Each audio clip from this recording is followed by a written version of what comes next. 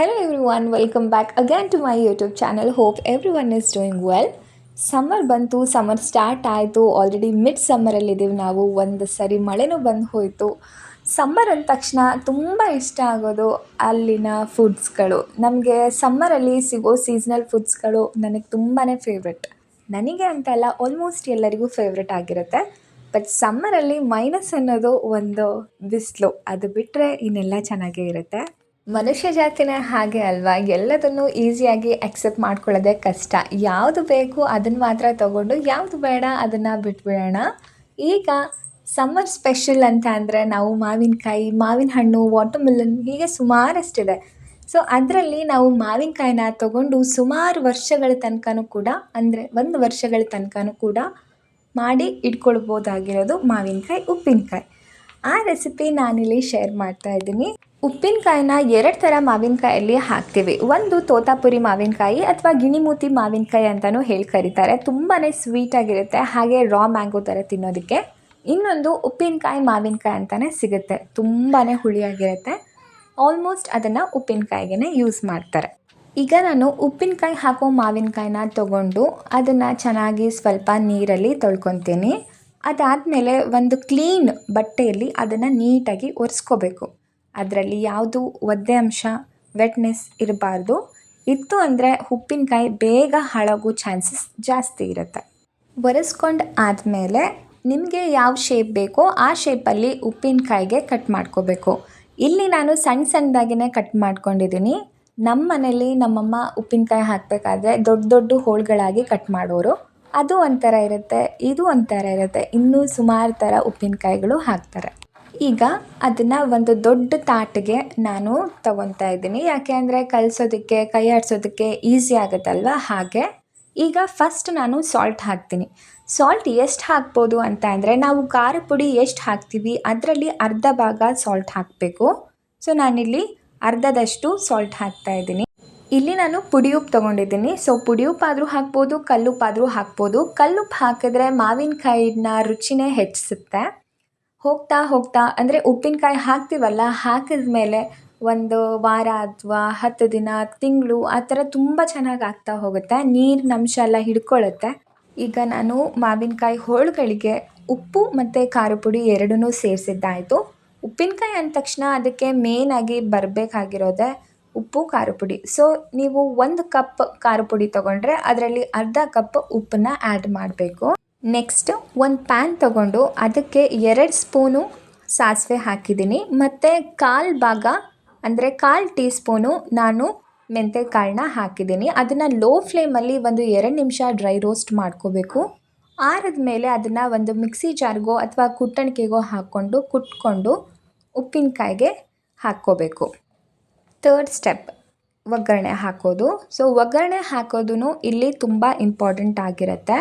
ಒಗ್ಗರಣೆಗೆ ಸಾಸಿವೆ, ಇಂಗು, ಬೆಳ್ಳುಳ್ಳಿ ಮತ್ತು ಸ್ವಲ್ಪ ಅರಿಶಿನ ಹಾಕ್ತಾಯಿದ್ದೀನಿ. ಅರಿಶಿನ ಈಗಲೇ ಹಾಕ್ತಾರೆ, ಬಟ್ ಈಗ ಹಾಕಿದ್ರೆ ಒಂದು ಸ್ವಲ್ಪ ಹಸಿ ಅನಿಸುತ್ತೆ. ಎಣ್ಣೆಯಲ್ಲಿ ಒಗ್ಗರಣೆ ಟೈಮಲ್ಲಿ ಹಾಕಿದ್ರೆ ಏನೋ ಒಂಥರ ಚೆನ್ನಾಗಿರುತ್ತೆ, ಅಷ್ಟೊಂದು ಹಸಿ ಅನಿಸೋದಿಲ್ಲ. ಸೊ ಹಾಗಾಗಿ ಮಾವಿನಕಾಯಿ ಹೋಳುಗಳಿಗೆ ಹಾಕಿರೋ ಉಪ್ಪು, ಖಾರ ಪುಡಿ ಮತ್ತು ಉಪ್ಪಿನಕಾಯಿ ಪುಡಿ ಏನು ನಾವು ಮೆಂತ್ಯ ಮತ್ತು ಸಾಸಿವೆ ಕಾಳು ಹುರಿದು ಪುಡಿ ಮಾಡಿ ಹಾಕಿದ್ವಲ್ಲ, ಅದನ್ನು ನೀಟಾಗಿ ಈವನ್ನಾಗಿ ನಾವು ಕೈ ಆಡಿಸ್ಕೋಬೇಕು, ಕಲಿಸ್ಕೋಬೇಕು ಚೆನ್ನಾಗಿ ಎಲ್ಲ ಕಡೆನೂ, ಎಲ್ಲ ಹೋಳುಗಳಿಗೂ ಕೂಡ ಹತ್ತೋ ಥರ. ಇಲ್ಲಿ ನಾನು ಒಗ್ಗರಣೆ ಹಾಕೋಕ್ಕೆ ಮಸ್ಟರ್ಡ್ ಆಯಿಲ್ನ ತೊಗೊಂಡಿದ್ದೀನಿ. ನಾರ್ಮಲ್ ಆಯಿಲ್ ಕೂಡ ನಾವು ಯೂಸ್ ಮಾಡ್ಬೋದು, ಬಟ್ ಮಸ್ಟರ್ಡ್ ಆಯಿಲ್, ಸಾಸಿವೆ ಎಣ್ಣೆ ತೊಗೊಂಡ್ರೆ ಉಪ್ಪಿನಕಾಯಿ ಟೇಸ್ಟ್ ಕೂಡ ಚೆನ್ನಾಗಾಗುತ್ತೆ ಅಂದು ನಾನು ಸಾಸಿವೆ ಎಣ್ಣೆ ಹಾಕ್ತಾಯಿದ್ದೀನಿ.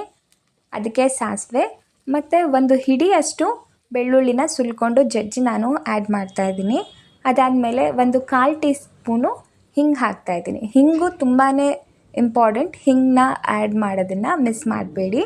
ಲಾಸ್ಟಲ್ಲಿ ಗ್ಯಾಸ್ನ ಕಂಪ್ಲೀಟಾಗಿ ಆಫ್ ಮಾಡಿಕೊಂಡು ನಾನು ಅದಕ್ಕೆ ಅರಿಶಿನ ಪುಡಿ ಹಾಕಿ ಕೈ ಆಡಿಸಿ ನಂತರ ಅದನ್ನು ಉಪ್ಪಿನಕಾಯಿ ಹೋಳುಗಳಿಗೆ ಆ್ಯಡ್ ಮಾಡ್ತಾಯಿದ್ದೀನಿ. ಅದನ್ನು ನೀಟಾಗಿ ಕಲಿಸ್ಕೋಬೇಕು. ನಾನು ಆಗಲೇ ತೋರಿಸ್ತಾ ಇದ್ದೀನಲ್ಲ, ಆ ಥರ ಅಕ್ಕಿ ಕೇರೋ ಥರ ಮಾಡಿದ್ರೆ ಅದು ನೀಟಾಗಿ ಈವನಾಗಿ ಸ್ಪ್ರೆಡ್ ಆಗುತ್ತೆ ಅಂತ ಅಂದ್ಬಿಟ್ಟು ನಾನು ಆ ಥರ ಮಾಡ್ಕೊತೀನಿ. ನಾನು ಇಲ್ಲಿ ಹೋಲ್ ಪ್ರೋಸೆಸ್ಸಲ್ಲಿ ನಾನು ಇದನ್ನು ಕೈಯಲ್ಲಿ ಟಚ್ ಮಾಡಿಲ್ಲ. ಸೊ ಆದಷ್ಟು ನೀರಿಂದ ಅಥವಾ ನಿಮ್ಮ ಕೈಯಿಂದ ದೂರ ಇಟ್ಕೊಂಡು ಮಾಡಿದ್ರೆ ತುಂಬ ಚೆನ್ನಾಗಿ ತುಂಬ ದಿನಗಳ ಕಾಲ ಇಟ್ಕೊಂಡು ತಿನ್ಬೋದು. ಇನ್ಸ್ಟಂಟ್ ಪಿಕ್ಕಲ್ ಅಂತ ಹಾಕ್ತಾರಲ್ವ, ಸೊ ಇನ್ಸ್ಟಂಟ್ ಪಿಕ್ಕಲಿಗೆ ತೋತಾಪುರಿ ಮಾವಿನಕಾಯಿ ಅಥವಾ ಗಿಳಿಮೂತಿ ಮಾವಿನಕಾಯಲ್ಲಿ ಇನ್ಸ್ಟಂಟ್ ಪಿಕ್ಕಲ್ ಮಾಡಿಕೊಂಡ್ರೆ ತುಂಬ ಚೆನ್ನಾಗಿರುತ್ತೆ.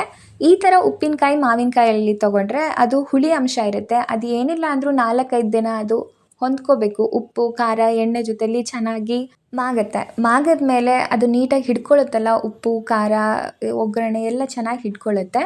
ಈ ಥರ ಮಾಡಿ ಅಥವಾ ಈ ಥರ ಮಾವಿನಕಾಯಲ್ಲಿ ಉಪ್ಪಿನಕಾಯಿ ಹಾಕೋದ್ರಿಂದ ನಾವು ಸುಮಾರು ದಿನಗಳ ಕಾಲ ಇಟ್ಕೋಬೋದು. ಹತ್ತತ್ರ 6 ತಿಂಗಳು 1 ತನಕನೂ ಇಟ್ಕೊಂಡು ತಿಂತಾರೆ. ನಿಮ್ಮ ಮನೆಗಳಲ್ಲಿ ನಿಮ್ಮ ಕಡೆ ಹೇಗೆ ಮಾಡ್ತಾರೆ ಅಂತ ಅಂದು ನನಗೆ ಕಾಮೆಂಟ್ ಸೆಕ್ಷನಲ್ಲಿ ಕಾಮೆಂಟ್ ಮಾಡಿ ತಿಳಿಸಿ. ಆಗ ನಾನು ಕೂಡ ಹೊಸ ರೀತಿಯಲ್ಲಿ ಉಪ್ಪಿನಕಾಯಿ ಹಾಕ್ತಾ ಟೈಮ್ ಹೋಗೇ ಬಿಡ್ತು. ಮಗು ಕೂಡ ಅಳ್ತಾ ಇದ್ದ. ಅವನು ಯಾವಾಗಲೂ ಸಂಜೆ ಟೈಮ್ ಹೊರಗಡೆ ಕರ್ಕೊಂಡು ಹೋಗಲೇಬೇಕು ಅಂತ ಅಂದು, ಸರಿ ಆಯಿತು ಲೇಟ್ ಆದರೂ ಪರವಾಗಿಲ್ಲ, ಹಾಗೆ ಒಂದು ವಾಕ್ ಹೋಗೋಣ ಅಂತ ಮನೆ ಹತ್ತಿರ ಇರೋ ಸೂಪರ್ ಮಾರ್ಕೆಟ್ಗೆ ಹೋಗಿದ್ದೆ ಕರ್ಕೊಂಡು.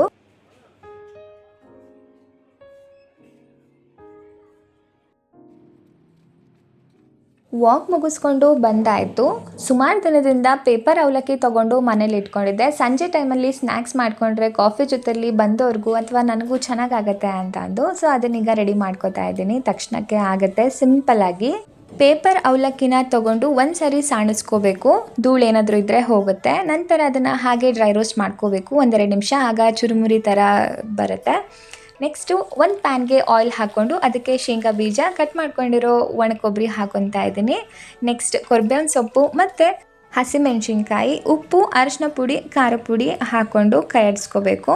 ಇಷ್ಟೇ. ಇದಕ್ಕೆ ನಾವು ಹುರ್ಕೊಂಡಿರೋ ಅವಲಕ್ಕಿ ಹಾಕ್ಕೊಂಡು ಒಂದು ಮಿಕ್ಸ್ ಕೊಡಬೇಕು. ನೆಕ್ಸ್ಟ್ ಬೇಕಂದರೆ 1 ಸ್ಪೂನ್ ಶುಗರ್ ಹಾಕ್ಕೊಂಡ್ರೆ ಅವಲಕ್ಕಿ ಒಗ್ಗರಣೆ ರೆಡಿ ಆಗುತ್ತೆ. ಸಂಜೆ ಟೈಮಲ್ಲಿ ಹಸಿವಾಯಿತು ಅಥವಾ ಟೈಮ್ ಇಲ್ಲ ಅಂತ ಏನೇನೋ ತಿನ್ನೋದಕ್ಕಿಂತ ಈ ಥರ ಮಾಡಿಕೊಂಡು ಮನೇಲೇ ತಿನ್ನೋದು ಒಳ್ಳೆಯದಲ್ವಾ? ಟೀ ಜೊತೆಲಿ ಕಾಫಿ ಜೊತೆಲಿ ತುಂಬ ಚೆನ್ನಾಗಿ ಹೊಂದ್ಕೊಳ್ಳುತ್ತೆ ಇದು ಅವಲಕ್ಕಿ ಒಗ್ಗರಣೆ ಸಂಜೆ ಟೈಮಲ್ಲಿ.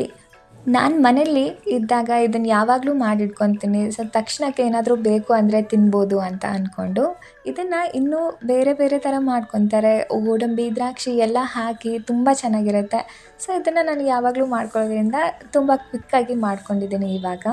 ನೈಟ್ ಡಿನ್ನರ್ಗೆ ಅಂತ ಅನ್ನ ಮತ್ತು ಟೊಮೆಟೊ ಸಾಂಬಾರು ಮಾಡಿದ್ದೆ. ಬಟ್ ಸ್ಟಿಲ್ ನನಗೆ ಯಾಕೋ ದೊನ್ನೆ ಬಿರಿಯಾನಿ ತಿನ್ನಬೇಕು ಅಂತ ಅಂದು ನಾನು ಬೆಂಗಳೂರಲ್ಲಿ ಎಂಪೈರ್ ಹೋಟೆಲಿಂದ ಆರ್ಡರ್ ಮಾಡ್ಕೊಂಡಿದ್ದೆ. ನಾನು ಆರ್ಡರ್ ಮಾಡಿದಾಗೇ ಲೇಟ್ ಆಗಿಬಿಟ್ಟಿತ್ತು ಮತ್ತು ಡೆಲಿವರಿ ಟೈಮ್ ಕೂಡ ಸ್ವಲ್ಪ ಜಾಸ್ತಿನೇ ತೊಗೊಂಡ್ರು. ಹಾಗಾಗಿ ಇದನ್ನು ನಾನು ಲೇಟ್ ಡಿನ್ನರ್ ಅಂತ ಹೇಳ್ಬೋದು. ಸೊ ಇದಾಗಿತ್ತು ಇವತ್ತಿನ ನನ್ನ ವ್ಲಾಗ್. ನಿಮಗೇನಾದರೂ ಇಷ್ಟ ಆದರೆ ದಯವಿಟ್ಟು ನನ್ನ ಚಾನೆಲ್ನ ಸಬ್ಸ್ಕ್ರೈಬ್ ಮಾಡ್ಕೊಳ್ಳಿ. ಹಾಗೆ ನಿಮ್ಮ ಫ್ರೆಂಡ್ಸ್ ಆ್ಯಂಡ್ ಫ್ಯಾಮಿಲಿಗೆ ಶೇರ್ ಮಾಡಿ. ಮತ್ತು ಇನ್ನೊಂದು ವೀಡಿಯೋದಲ್ಲಿ ತುಂಬ ಚೆನ್ನಾಗಿರೋ ರೆಸಿಪಿ ಜೊತೆಲಿ ಸಿಗ್ತೀನಿ. ಅಲ್ಲಿ ತನಕ ಟೇಕ್ ಕೇರ್.